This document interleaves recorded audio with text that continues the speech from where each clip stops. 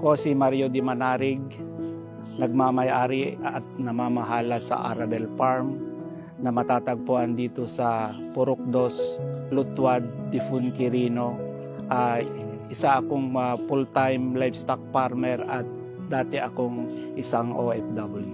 Nagka-interest ako sa livestock farming nung ako'y humintong mag-OFW dahil na-diagnose ako ng mayroong sakit. Kaya napagpasyahan ng pamilya na huwag nang magtrabaho sa abroad. Akin na lang pagyamanin ang mga napundar naming lupa. Dito sa Arabel Farm, meron kaming mga alagang bupalo, kambing, at nag-aalaga rin kami ng tilapia. At may mga baboy, manok. Minsan nagiging mahirap sa amin nung una dahil mano-mano kaming nagkukumpay ng damo, nagtatadtad ng pakain nila para lang kunti yung masayang. Mayroon diyang mamatayan kami ng mga alaga dahil sa kakulangan namin ng technical know-how.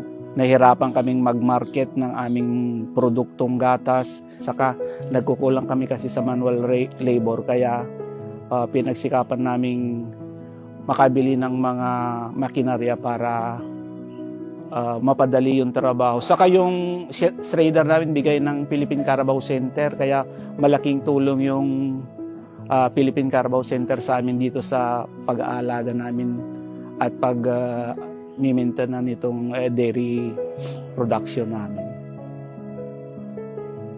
Naitulong ng ATI, training. Nagkaroon na rin ako ng training sa kanila.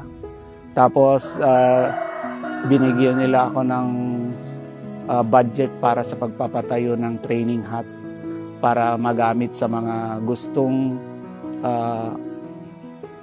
pumunta rito at makiosyoso kung ano ang takbo nitong aming dairy production. Mahalaga ang training sa pag-aalaga ng hayop kasi dito nila itinuturo kung ang sinasabi nila sa kwan is theory. Nakukuha mo ang theory sa pagtuturo sa training, makukuha mo sa kanila. Kaya napakalaking tulong ng binibigay ng suporta ng gobyerno sa mga tulad naming magsasaka. Pangunahing produkto kasi naming gatas. Kaya sinisiguro naming malinis yung gatas namin. Angkop talaga sa mga standard at sa mga kambing naman namin nag-upgrade kami, magiging mataas ang antas ng aming mga alaga. Noong una, ang gusto ko lang, parang ang isip lang namin is magkaroon ng farm. Hindi namin inisip na magkaroon ng ganitong kalaking responsibilidad. Kaso, sa tulong ng gobyerno, lalong-lalo na ang provincial veterinary namin, goat production namin, ang malaking naitulong is yung ISU, extension project nila. Dito naman sa Bupalo namin, ang Philippine Carabao Center. Kaya kung wala sila, baka nasa laylayan pa rin kami ng pag-uumpisa.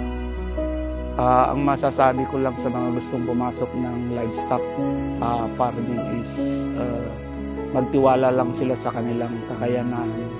Gamitin nila, i-maximize nila kung ano yung kanilang lupa na kapakapakinabang at huwag silang mahiyang lumapit sa gobyerno. Para sa akin, ang totoong tagumpay ay kung naabot mo yung dulo ng iyong inumpisahan.